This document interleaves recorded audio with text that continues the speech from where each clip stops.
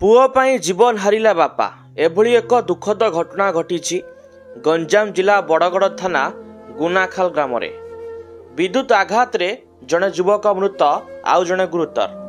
मृतक जनक हेले गुनाखाल ग्रामर राम गौड़ पुओ टुटू गौड़ जहाँ बयस 25 वर्ष। आहत जनक हेले गोपालपुर ग्रामर बलराम गौड़। सूचना मुताबक बलराम ता मामू घर गुनाखाल को बुलिबाकु जाइथिला। टुटुंका घर सामने थिबा एक विद्युत पोल रु गोटे तार झुली रही जेउथिरे विद्युत प्रवाहित होउथिला। दीर्घ दिन हैला विद्युत तारटी झुलुथिबा नै बारंबार विद्युत विभाग को जणाइथिले मध्य विद्युत विभाग ताको बाहर करि नथिले।